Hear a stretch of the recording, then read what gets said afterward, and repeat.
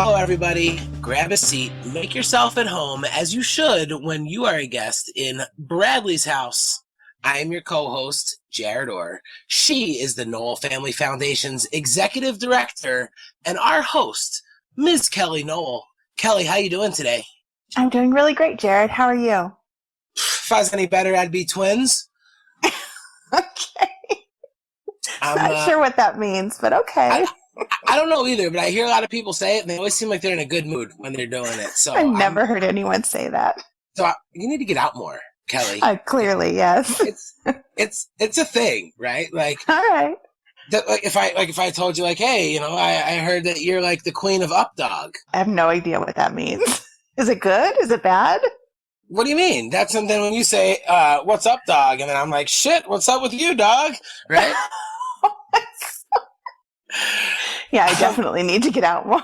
Yeah, seriously, it's a buffalo thing. Is it a buffalo thing? No, it's not. It's not. Okay. It's a you need to get out more thing. All right. Kellie. Fair enough. Fair enough. We gotta get this COVID over with. We're coming off of an awesome episode. Vanna was just an incredible guest. She told Love her. So many great stories and just amazing how she has come up to where she is right now. And I think people are really enjoying this episode already as we record. It's only been out for a day, but I've already gotten a couple messages. Have you been catching any feedback? Have you had a chance to hit social media yet? Absolutely. People love hearing her. She's got such a great, just beautiful vibe and energy. And I really think people are always drawn to that. And that comes out in this episode. And so I've heard from several people who said that they just absolutely loved hearing her and just kind of see more what she's about. You know, a lot of times you hear different artists, you know their music, but you don't really get to know them as a person. And so I think people really got a little peek into what a beautiful human being Vanna is. I feel bad because honestly, the podcast was great. It was one of our better interviews, but like the 25 minutes before we hit the record button has probably been, some of the most fun that I've had in doing the podcast. So I'm sure we will be having her back soon. Yeah, Jen Armstrong, our social media director, sent me a message and was saying how great, you know, the episode was and how much she loved hearing about it. And I told her that, you know, the first half hour before we were laughing so hard that it was really difficult not to laugh throughout the episode because I had the whole giggle thing going on. But yeah, Vanna's a lot of fun. She's a great, great human being. She was a lot of fun. And I've been having a lot of fun, and I think the listeners have been having a lot of fun hearing about some of these up-and-coming musicians who have been influenced by not only Sublime, but just kind of that entire Southern California reggae sound. And once again today, you've lined up another incredible guest, an awesome up-and-coming band that also has been influenced by that sound. Kellie, who's hanging out with us in Bradley's house today? Today we have an up-and-coming Orange County band that I've been following on Instagram. They've got an awesome sound, super great people. I'm really excited to have with us Caitlin Allen and Eddie Garcia from Plastic Culture. Guys, welcome. Welcome. Hey, thank you guys for having us. Thank you so much for having us. I'm so glad we could make this work. Now, you guys are local, right, in Orange County. Where did you guys grow up? Yeah, I'm going to let Eddie take that one first. Okay, well, funny enough for me, I don't live too far from Long Beach. I grew up here in Lakewood and then moved to a little city, hell on earth called Hawaiian Gardens. But Caitlin, she's been a lot more other places. So here, I'll let her tell you that. Yeah, I kind of, I was born in Los Angeles, but I grew up in like Whittier, Pico Rivera, Anaheim, Garden Grove. That's where we last stayed, but we were moving around everywhere. Okay, so you're a SoCal girl too. Boy, it's so cool that you guys are local. And so then when did you both start playing music?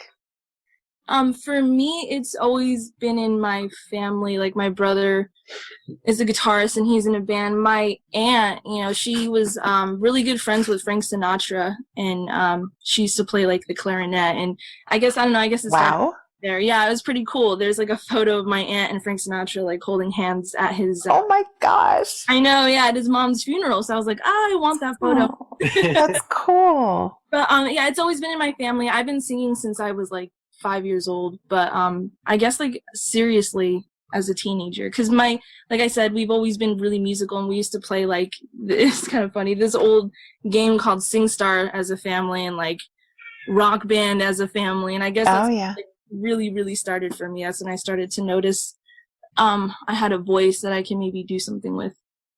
Awesome. How about you, Eddie? Same thing, like as a teenager, but I was the first, like I didn't have it in my family. I was the first to start playing music, and I was just growing up listening to everything they had on K-Rock as a kid back in the day, and I was like loving it. So all of that kind of really inspired me to want to start playing. That's awesome. And then how did you two meet? Oh, that was a funny story. That was a real funny story. It was kind of crazy. I was in a cover band because I just love music, you know, and I was still doing my project, but I was in this band, and it was with older people, older dudes, and he came along because we were looking for a guitarist, and my drummer hit him up on Craigslist. Wow. Yeah. So he came through. I really liked what he was doing. I thought he sounded great, and I just told him about my project, what I'm doing, and he was down for it. We jammed, and it clicked from there. That's a really funny story. Actually, when they contacted me, I came over with all my stuff, and I forgot all my cables. It really impressed me. I was like, this guy, I needed my band. Yeah. He just needed a roadie right from the start. Yeah, right? I think at the time it was like either 2015. I think, right? 2015? It was 2015. I was going to school at Long Beach, and I was actually going to stop playing music. I've been doing it for a few years prior, but like it's hard finding people that are like as dedicated as I was trying to be, and like trying to do it on that serious level. And I was just honestly going to start focusing on more of my like school career. But then I was like, you know what? I'm going to give it one more shot. And I put up a Craigslist ad, and I heard from her drummer at the time, and basically just went over, and that's how we met. Yeah. Wow. That's really cool. So you guys have been playing together for about, 6 years then? Yeah. Yeah. Now tell me about some of your musical inspirations. Well, of course, Sublime. Naturally. Love to hear that. Of course. As he said, you know, we grew up listening to K-Rock, and as you know, Sublime was like always on K-Rock.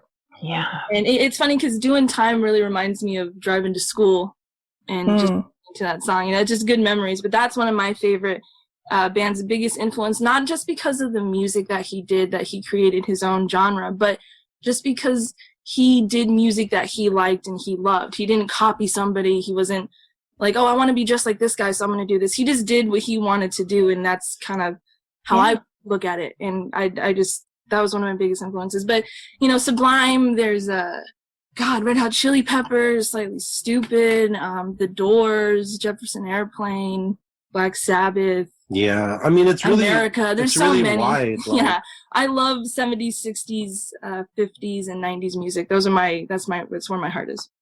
Definitely. That's awesome. How about you, Eddie? For me, it's gonna be pretty funny because like early on, I was a kid, and my mom, she like grew up in the 60s, so she loved everything from the 60s, and I was exposed to that early on. And my first recollection of anything music related was the Monkees. Yeah, that's hardcore. Yeah, I know, right? That's funny. I was a little kid, and I would have watched the videotapes, and I was like, "Oh, that's really cool," you know, like because it's very 60s, right? But yeah, like the beginning of the show, they would be pushing the dude in the bed down the street, right? Wasn't it the Monkees? Totally remember that. Brad and I used to watch the Monkees. Yeah. No, it's pretty cool, but honestly, it started me off from there as a little boy, and then my older sister, like made me a mixtape, and I always usually go by grades because I really can't remember like by age. But yeah. I think around third grade, she made me a mixtape. That's how old it is, and it was like, mixtapes, right? And it had like everything from like Sublime to Korn to White Zombie. Wow. Static X, basically all the stuff that was popular at that time that K-Rock was playing. Yeah. And that kind of really just kickstarted me. I was like, man, I really dig this.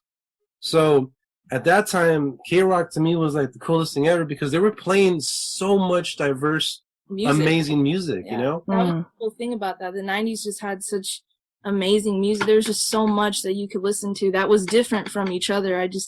I loved that. Yeah.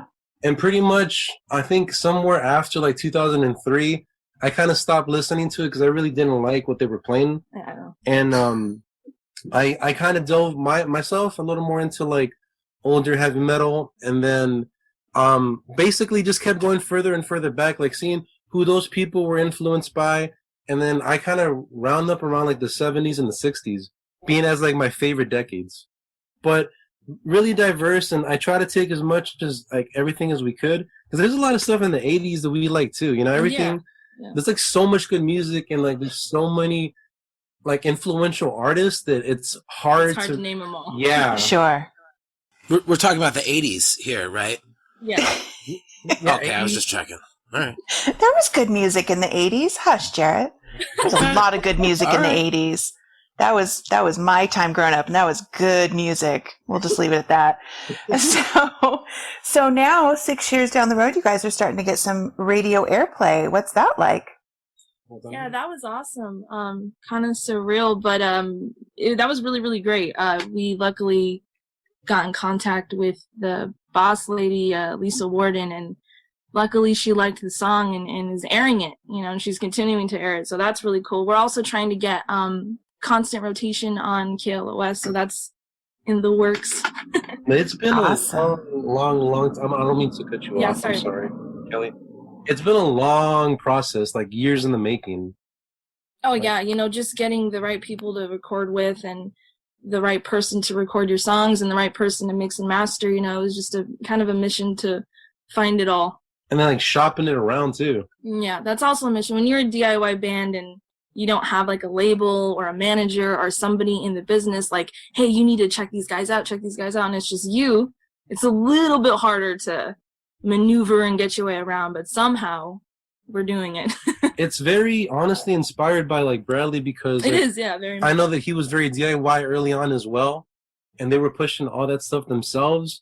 We do the same thing, it's just in a different time now, so like with social media, makes it a little different. Yeah, so what advice would you guys give to up-and-coming bands that are trying to do it on their own just like you did? Like, what were some of the key things that you think really made a difference for you?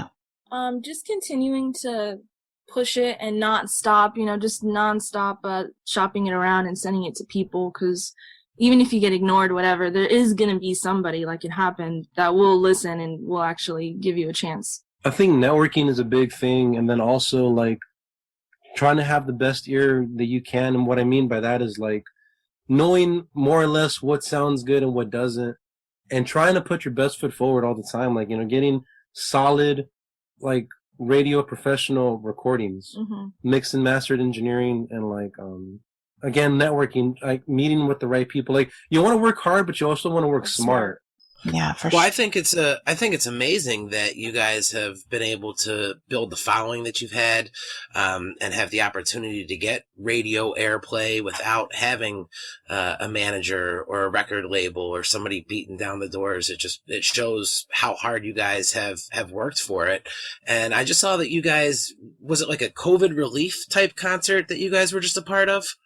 Yeah, and thank you for that. And yes, we were part of a COVID relief telethon. It was with like a bunch of all-stars, like, you know, Jack Black and War and well, David Arquette, he's not really a musician, but just a bunch of actors and musicians that Paul Stanley, if you like Kiss, came together to come for this. And Nancy Hart. That was really great. Wait, that's not her last name. No, Nancy Wilson.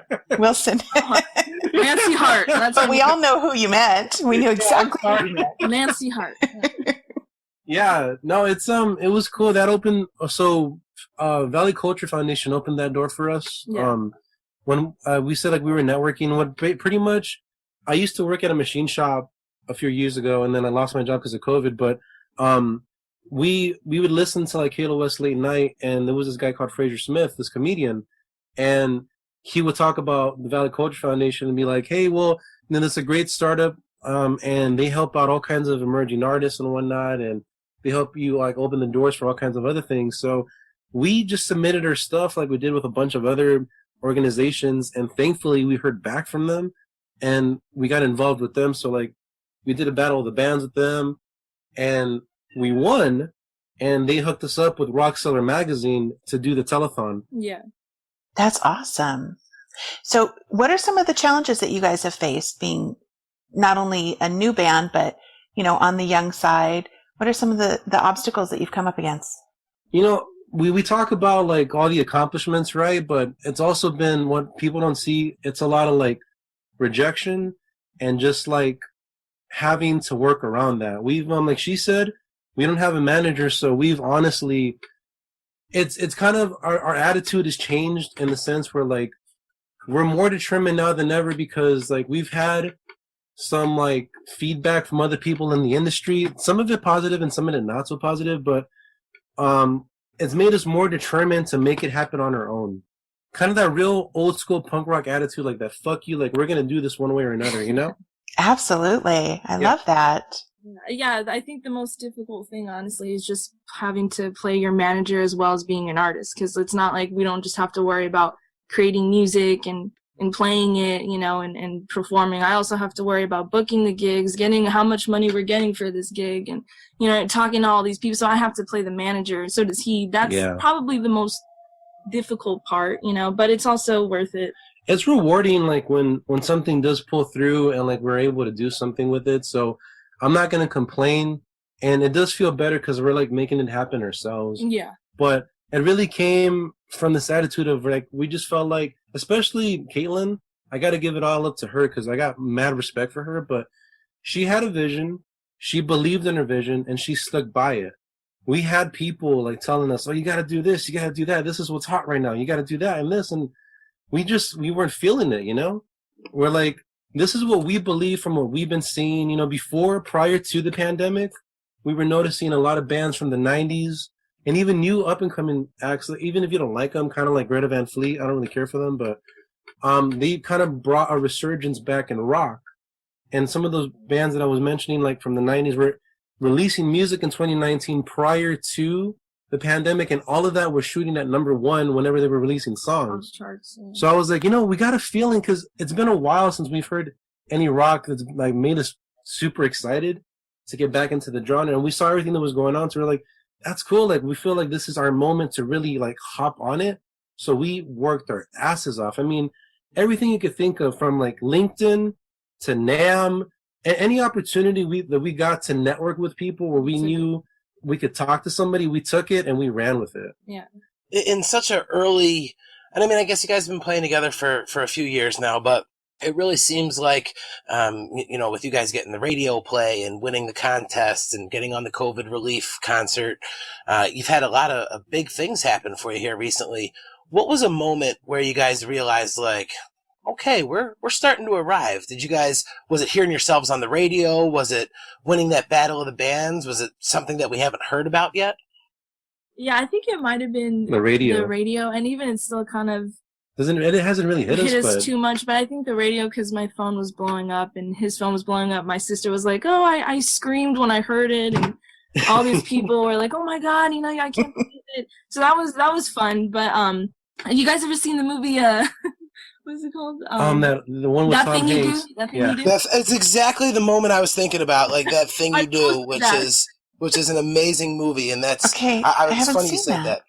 Oh, yeah, you gotta watch it. Yeah, that's my childhood movie. That also made me want to be in a band. That movie.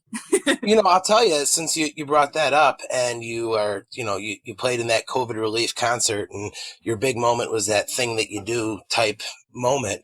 Yeah. All of those songs in That Thing That You Do are actually done by the Fountains of Wayne, which is the band that does Stacy's mom.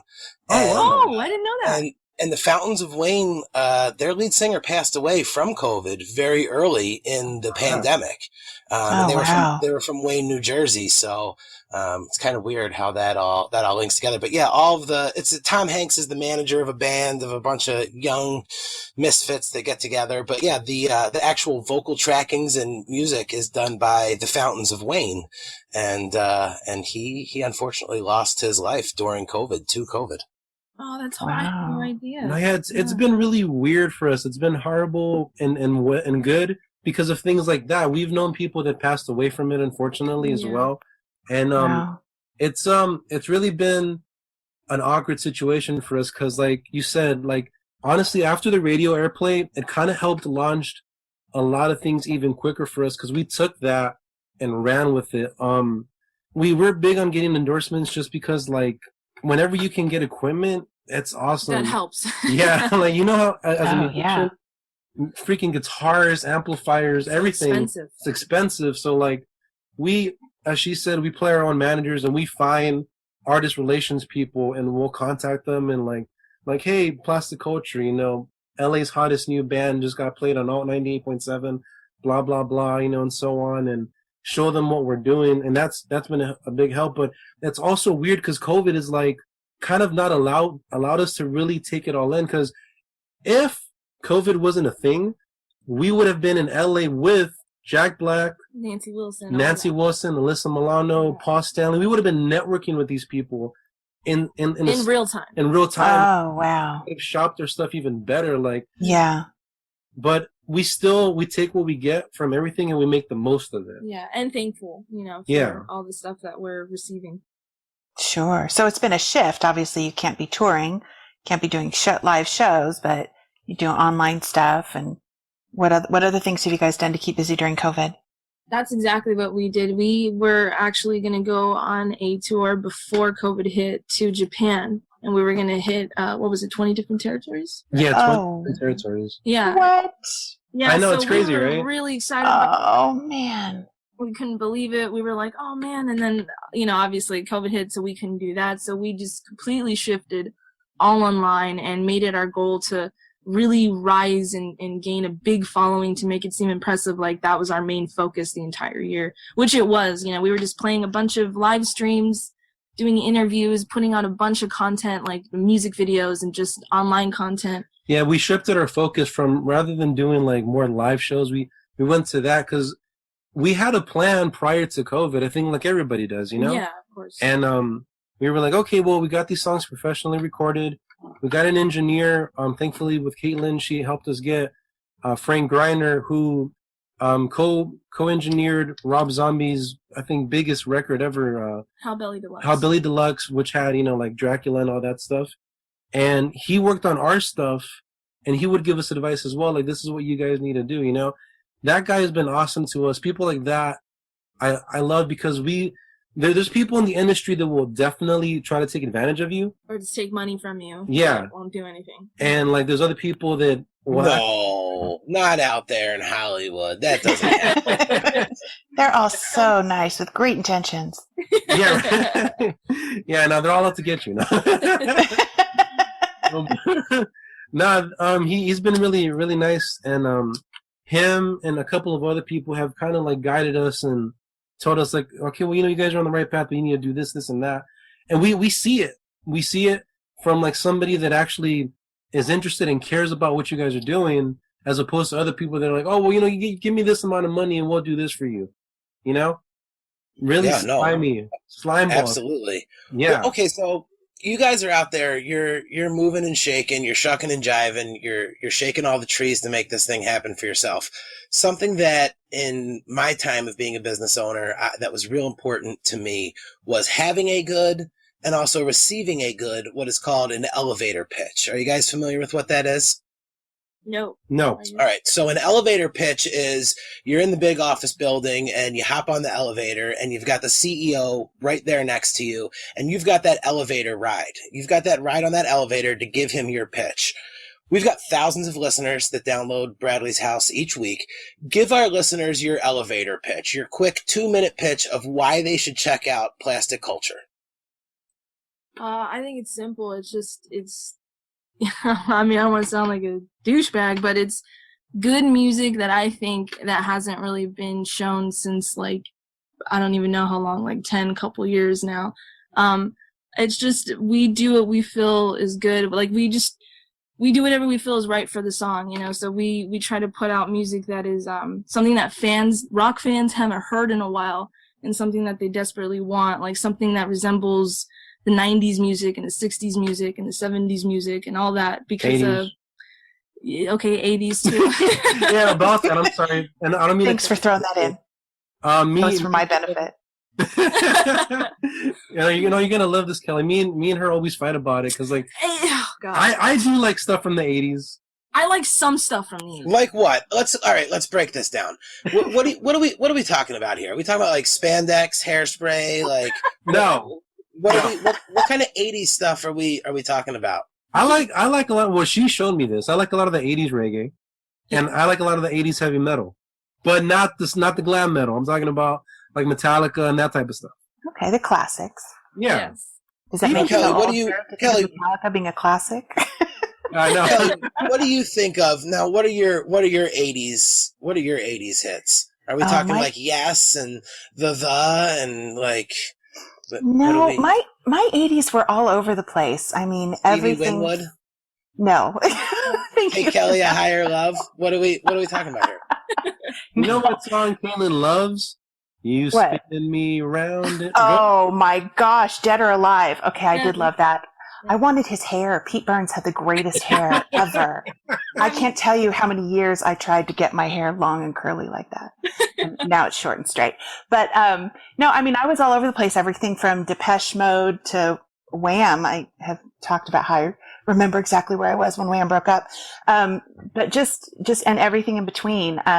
Really pretty much everything except country and metal I listened to. But, all the K-Rock music, definitely grew up listening to K-Rock. And I don't know. I mean, it's just, my personal sentimental attachment to that music. But the 80s music will always be the best music for me. But I love your elevator pitch, Caitlin. I really do. I think that's a great way to kind of synthesize it down to. That wouldn't sound too arrogant. I'm sorry.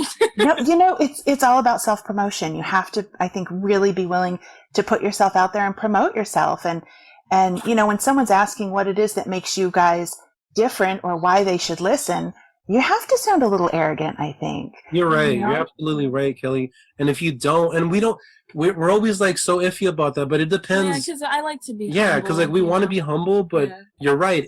Especially when you're speaking to people in the business or people of some like importance in there, they will talk you down if you don't believe in yourself. Right. You're absolutely right. You gotta stand up. If you don't believe in yourself, why should they? Exactly. Yeah. Yeah. No, I get it. I struggle with that. Self-promotion is a very difficult thing for me. So I'm constantly telling myself, I need to get on social media and post about the podcast and post about the foundation. And I hardly ever do, but it's just because it feels weird. But, really, I mean, there's so much out there now that people have to choose from. There's so much noise. And so you really have to have a compelling reason why you should stand out amongst all that noise. Me too. I have a tough time with it. No, you don't. I don't know if you know this, but my disc golf podcast is number 3 in Malaysia. So no, it's number 1 in Malaysia. I wanted to throw that out there. Oh yeah, we might be number 1 in Malaysia. Number 3 in like I don't remember where. Luxembourg. Yeah. I'm pretty sure you're number 1 in Malaysia, which I found a very impressive stat for a disc golf podcast. But yeah, Jarett just does this for fun. His real job is a disc golf podcast. Which, yeah, he's all over. Very interesting. And he's super big in Malaysia. So there you go. What can I say? I'm over in Malaysia. So what I'm saying is I could probably drop plastic culture and get you guys blown up in Malaysia as well. That's there you go. Well, clearly you have contacts in Japan. How did a tour in Japan come about? That actually happened due to us hooking up with a guy named Mark Asbury. Well, that was a funny little interesting story. Do you want to tell them a little bit about that? Yeah, that it was okay, you could. Okay. All right. Well, as we said before, we just network, and sometimes one person can open the door to some other people in the business. And she was speaking to an A&R rep at the time that she found, for Universal Music on Facebook, and everything seemed all right and cool for a moment, but it wasn't until we started sending in our songs and he was sending them back completely different.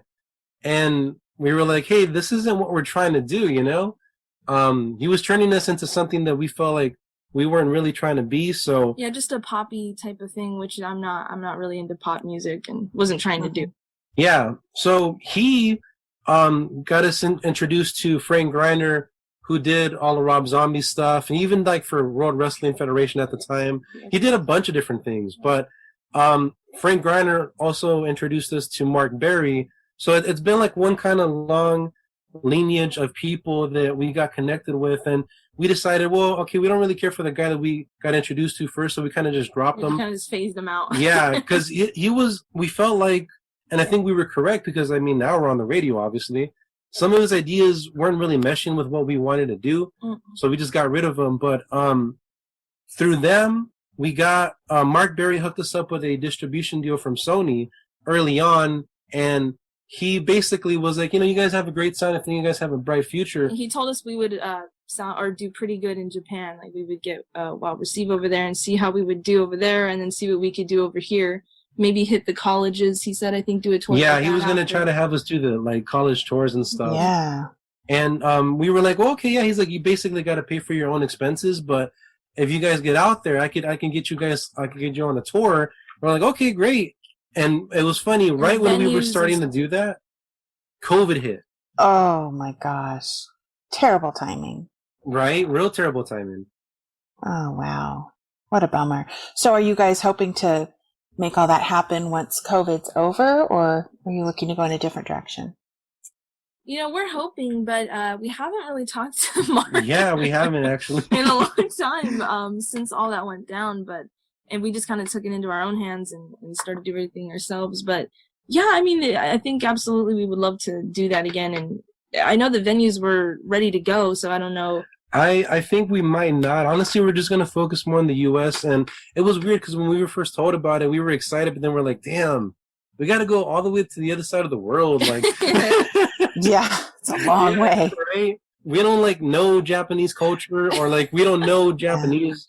And we were kind of nervous. So we're just we're over here and we're doing it over here. Why? I mean, let's just focus on this now.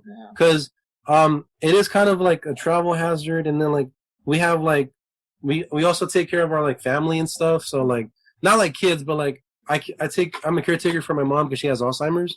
But oh wow, yeah, it makes it kind of difficult for some things. But honestly, I think our focus right now is to try to hop on something as an opening act, maybe Cali Roots or another festival that's near here in California or in California. Or we're just trying to get on a tour with a bigger band. That's the main.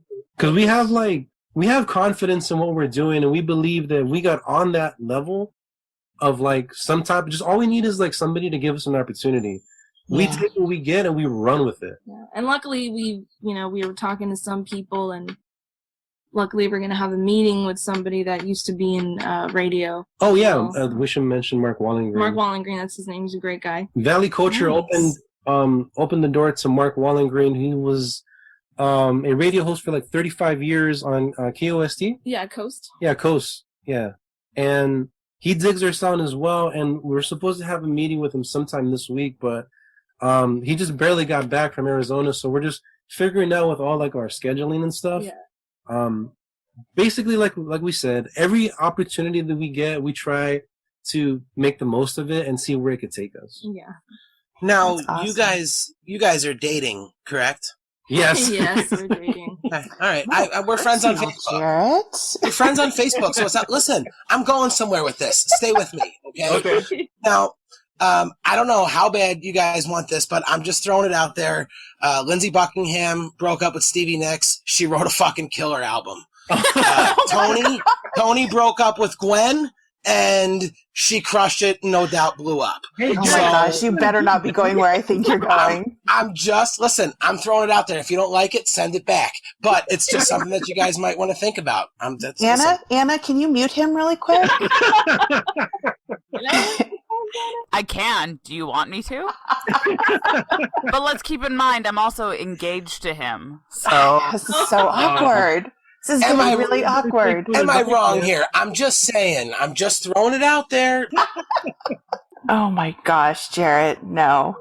So if for those who are listening that maybe aren't familiar with plastic culture, and we know that attention spans are short today, if they're going to go look you guys up on YouTube, what song should they be looking up? What's the banger? What's the plastic culture song that you would put in front of somebody to catch their attention? Depends on the mood, but want to hear some 60s sounding stuff, I'd say Power of Love.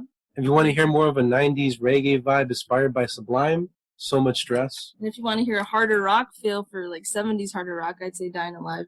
Yeah, we tried. I love that answer. I love that you guys were just able to rip off three. That was perfect. That was. Okay, wait. So I know about Power of Love, and I know about So Much Stress. What was the third one you said?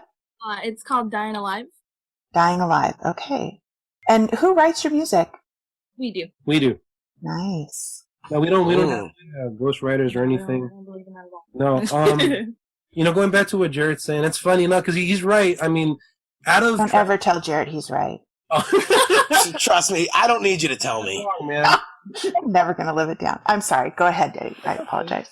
We got some like freaking funny stories from over the years before we started dating and then after we started dating. But we just try to like, I think we've matured together even better as a unit. And obviously every couple has like fights every now and then, but we're to a point where like we can get over that type of stuff and focus on the bigger picture. Like, cause we want to better lives for ourselves. And we also want to like do a lot of humanitarian work. And we also want to like take care of our families. Yes, we're very, very actually passionate about that. And we wanted to come back to what you were saying earlier about how you don't, I know it's difficult to self-promote, but honestly, like, I think you guys... What you're doing is amazing. Yeah, I mean, like, because when you think about it, like, freaking drugs and whatnot have taken so many amazing people away from us. Yeah, like countless people, though. And it's really, really unfortunate that it's been people that have been taken away from us because of drugs like that. And what you're doing or what you're trying to do with Bradley's House, I think that's amazing. And we're all about that. We want to do something. We want to open up something later on for like, because we don't, the homeless, that has always bothered us since we were children. I love animals and I hate seeing animals out on the street or abused or anything. So we want to open up stuff like that just for people and animals. And we kind of look up to you and what you're doing with Bradley's House. Well, thank you so much. I really appreciate you saying that. I think you guys go ahead. Oh, I'm sorry. I was just going to say, they could, in the meantime, while you're doing that, the sidewalk project right there, we had Soma and Stacy on, and they're always looking for people to come out, and, they do music at their events. I don't know if you've had an opportunity to hear that episode back in the archives. For anyone who's listening, you can find us on the archives at YouTube at Bradley's House or catch us on iTunes. Cheap plug there. That was episode 6. That would be a great fit for you guys. Yeah, episode 6. And they spoke a lot about getting out there and helping the unhomed and harm reduction and just really being on the streets and helping out the people that are less fortunate right now. And I think that would be a cool project that you guys could definitely help out in. Yeah, absolutely. Love that. Yeah, that's amazing. We would absolutely love that. We didn't hear that. Okay, I will totally connect you with them after the episode. I just want to say what I was going to say before Jarett jumped in was just that you guys definitely have good heads on your shoulders and really are approaching your music not just as an art but also as a business, which I think is so essential. And, focusing on networking and promoting and that kind of thing, that really makes a huge difference, but still staying true to your sound, which I know can be difficult at times too. So I just want to commend you for that. I think that's very impressive that you've been able to do that. Can I ask how old you guys are? Thank you so much. And absolutely not. No, I'm just kidding. I am 26. I'm 29. Nice. Very impressed. Who said I'm 29? 29. Well, I'm 50. And Jarett, how old are you? 14. Shut up. How old are you? Oh, no, I'm 37. I thought you meant how old do I act sometimes. Yeah, well, that I know. No, I just think for not just your age, but, for everything that you're doing, you guys are doing a phenomenal job. So I'm really proud of you. So Power of Love, that's the song that's getting airplay right now, right? It is, yes. And thank you so much for that, Kellie. Absolutely. And then So Much Stress is the one that you said is inspired by Sublime and has that old school 90s SoCal reggae sound. I also happened to notice that Quinn Carson played the trombone on that. Yes, I love Quinn. He actually said to say hi to you. I love him. He's the greatest. When I saw that, I'm like, oh, I know him. Yeah, he's great. He's played with several different bands that I've seen, and he's just such a cool guy. And he pops up everywhere. I swear I can't go like 2 months without seeing Quinn Carson pop up on, playing with somebody. So he's doing a phenomenal job. He's so talented. He is. Yeah, he's so talented. We love playing with him. We love what he does for the horns. And he's actually the guy that's on our... He recorded the horns for us on So Much Stress. Yeah.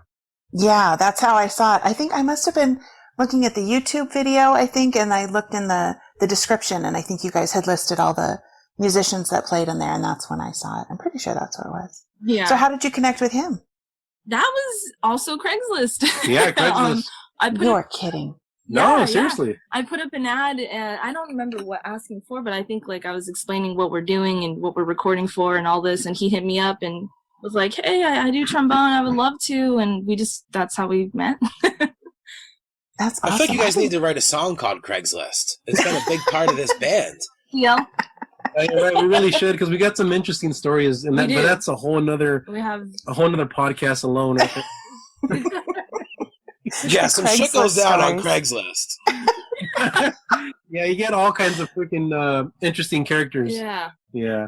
I think that's a good name for a podcast. The shit that goes down on Craigslist. Trademarked. I just trademarked it, so don't try it, guys. That's my darn. Yeah. Oh, I'm intrigued. What is the song "Dying Alive" about? So that was written when I was 18, and I was working at Disneyland. And what did you do at Disneyland? Nothing impressive at all. Oh. I was 18. I did custodial, so yeah, I was. Okay. I was in the Very Merry Christmas Parade in 1987, I think, 88, something like that.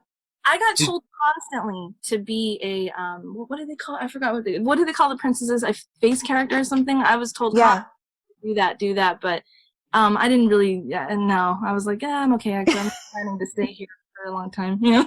Yeah, but I'm sorry. So you're working at Disneyland. Yeah, I was working at Disneyland, and it's kind of funny you mentioned that. My sister used to work there too. Both of my sisters. My oldest one, who's like 18 years older than me, she worked there on Main Street. Wow. In the 90s, yeah. But anyways, that's not here or there. But I was working there, and I didn't really like it. I was kind of really unhappy just because I don't really like the way they treat their employees. You know. Yeah, it's brutal. Yeah, they don't. It's the happiest place on earth. Yeah, not behind the scenes. I mean, we love you, Disneyland. Support Bradley's house.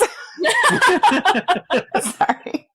I spent $5,000 in churros there, so if they want to give that back, it's easy to do.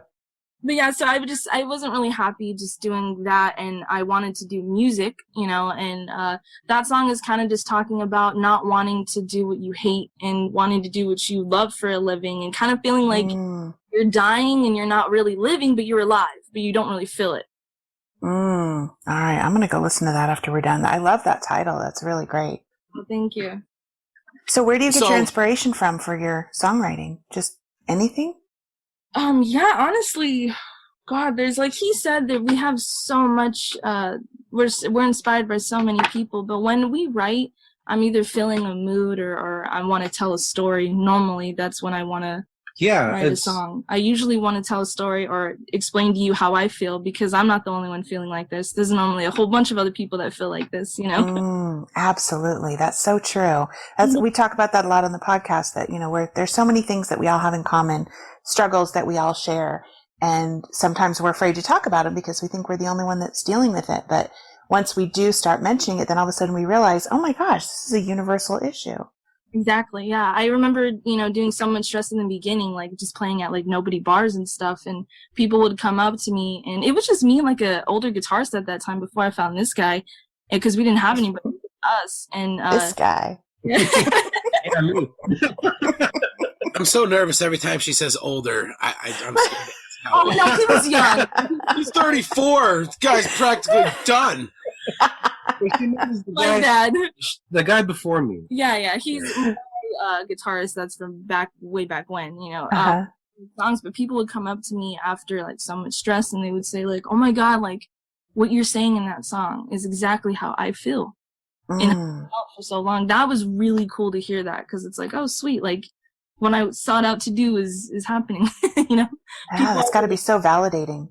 It really was, yeah. That's cool. Well, I think you guys are on the right track. Definitely keep it up. And we're going to close the show with So Much Stress, which I think is a super appropriate choice since it was Sublime inspired and has that whole sound. But we really appreciate you guys coming on with us. I think Jarett has another question for you. Don't you want to ask that question that you ask everybody, Jarett? Nobody gets away without answering. You know this question. Damn it, you guys have listened. You're already prepared. I like to catch people off guard with this. So you guys know how it goes. If you came across somebody who had never heard the band Sublime, you told them that they were an influence of yours, and they were going to give you an opportunity to play one Sublime song for them to really kind of catch them and make them a fan of the band. What song would you play? Does it have to be an original, or could it be one of their covers? It can be anything that Brad's touched. If you gotta catch me. So you play something, and if I like it, I'm gonna be a Sublime fan, and if I don't, I'm not. Smoke Two Joints. Nice. I like his take on it. Yeah, it's a good interpretation of it. It's an amazing song. Here's the thing: it's a kind of a trick question because there's really no wrong answer. Yeah. Any Sublime song I'm gonna love, and I'm gonna become a fan. So, what about you, Caitlin? Oh, there's so many. It's like, well. Damn, you know? Oh, you're on the spot, Jarett. Wait. Okay, here. Hold on. I'm going to say this one because I don't think anybody said this one yet. Okay. Doing Time, Uptown Dub. Ooh. Uptown Dub. Okay. You get more specific. Very nice. You might like it. Something really quick before we close? Absolutely. Sorry about that. For Caitlin, she gets this a lot, but she's really not even influenced.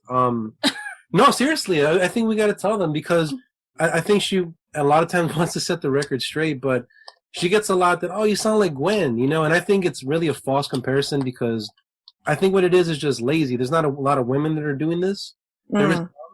But honestly, her main inspiration for doing any of this was Bradley Nowell of Sublime. Wow.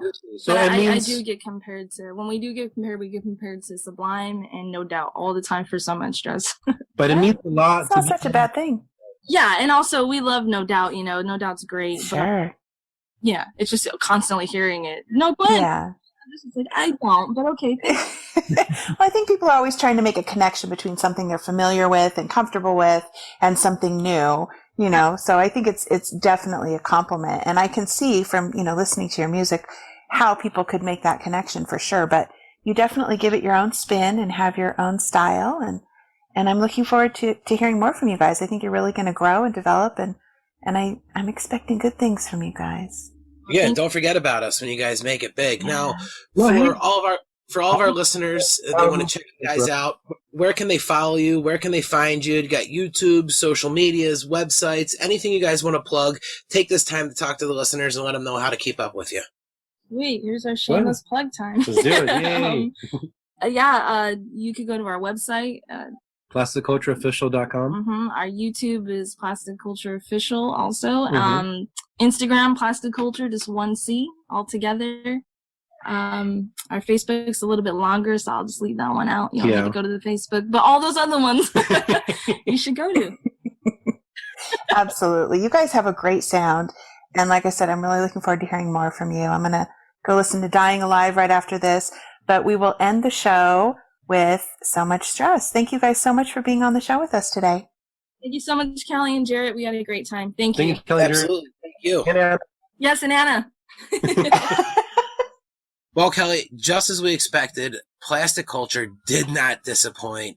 Caitlin and Eddie were a lot of fun and an amazing story. I love hearing about people that are out there grinding, and I like how they describe themselves as a DIY band, kind of a do-it-yourself. They're out there doing it themselves, and they're making it. They're on the radio, they're playing big shows, and now they're a guest on Bradley's House. They are. You know, they're hustling, and I appreciate that. They're working hard. They're not just sitting waiting for success to come to them, and I respect that so much. So they were a lot of fun to talk with, and I look forward to keeping in touch with them for sure. Yeah, I'm certainly going to be keeping a close eye on them. Guys, make sure you check them out. Plastic Culture, they put out all of their information. Support young artists that are coming up and that are trying to make it. That's what Bradley's House is about, is helping out young musicians that have been in trouble. But let's also help out young musicians that are just trying to get their name out there. Check them out. Give them a share. I had a lot of fun with it. And Kellie, I had a lot of fun with you. But unfortunately, it is that time once again. Guys, thank you so much for joining us. Check us out on social media. You can find the Knowell Family Foundation everywhere. You can go ahead and visit the Bradley's House group on Facebook. Guys, you don't necessarily have to go home, but it's time to leave Bradley's house.